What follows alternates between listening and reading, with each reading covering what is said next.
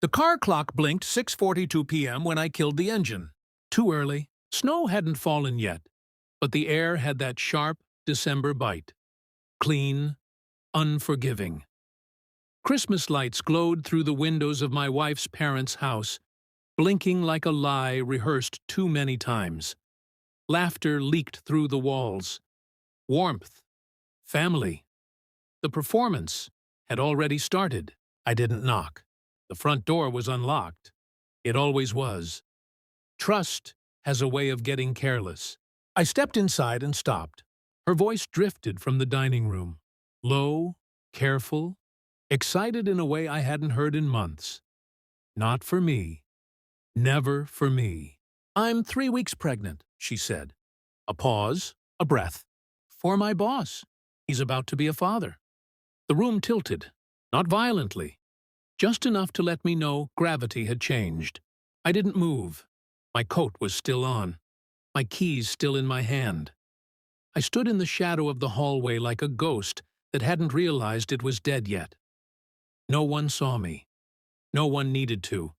The truth had already arrived. Her mother gasped softly. Someone whispered her name. A chair scraped the floor. I felt nothing. That scared me more than the words. I left the way I came. Slow, silent, precise. The door didn't creak. The cold outside welcomed me back like an old friend. I sat in the car for a long time, hands resting on the wheel, breathing evenly, memorizing the shape of this new reality. 3 weeks! I counted backward automatically. Dates, excuses. Late nights she blamed on deadlines, the sudden distance, the way she'd stopped looking me in the eyes when she said my name. My mind didn't shatter, it sharpened. Denial tried to speak. I silenced it. Hope followed. I buried that too. By the time I drove away, the plan had already begun to form. Not out of rage, but necessity. Truth demands structure. Over the next days, I became observant in a way I hadn't been before.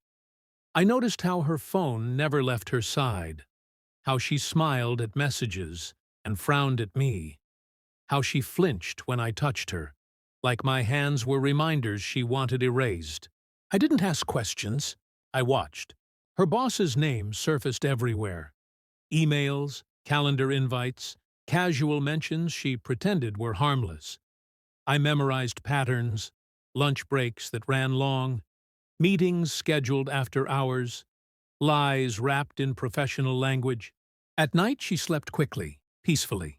I lay awake beside her, staring at the ceiling, listening to her breathe, wondering how someone could sleep so well while standing on someone else's throat. 3 weeks passed. Christmas came and went, and while everyone else waited for miracles, I waited for proof. Because when I finally spoke, I wanted there to be nowhere left for her to hide. 3 weeks is enough time for the truth to stop pretending. I moved through those days like a professional mourner, present, composed, invisible. I kissed her cheek every morning, asked about her work, listened, stored everything away. She mistook my calm for ignorance. That was her last mistake. I didn't hack phones. I didn't follow her. I let people expose themselves. Credit card statements don't lie. Neither do calendar syncs. A private clinic invoice appeared on our shared account. Prenatal consultation. His corporate card reimbursed it 2 days later. Efficient. I ordered the DNA test online without hesitation.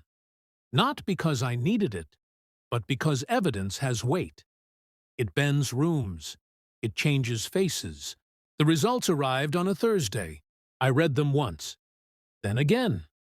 Then I closed the file and made dinner like nothing had happened. That weekend, her parents invited us over again. A delayed Christmas gathering. The house smelled the same. Cinnamon. Pine. Denial. Everyone was already there when we arrived. I waited until dessert. I stood up quietly. The room settled out of habit. They trusted me. That hurt more than the betrayal. "I came early last time," I said calmly. "Earlier than planned. Her eyes found mine. For the first time in weeks, she looked afraid. I heard something, I continued. Something that didn't belong to me, but changed everything I am. I placed the envelope on the table. White, plain, heavy. DNA doesn't raise its voice.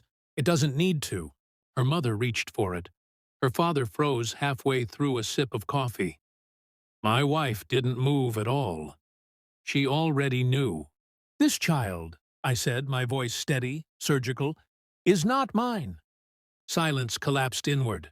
Then she broke. Not loudly, not dramatically, just enough to reveal the cracks. Tears, excuses, words tumbling over each other like debris after an explosion. She reached for me. I stepped back. I knew on Christmas, I said. I left quietly so you could enjoy your confession. Her boss arrived late, uninvited, confused, until he saw the paper, until the room turned toward him like a verdict. I didn't look at him. I picked up my coat. There's nothing left to discuss, I said. You've already taken everything that mattered. I walked out while she was still calling my name, using it like a lifeline she'd already cut. Outside, the air was colder than before. Honest, clean. I felt lighter. Not healed, not vindictive. Just done. Some people think revenge needs fire. They're wrong. Sometimes it's simply telling the truth and leaving them alone with it forever.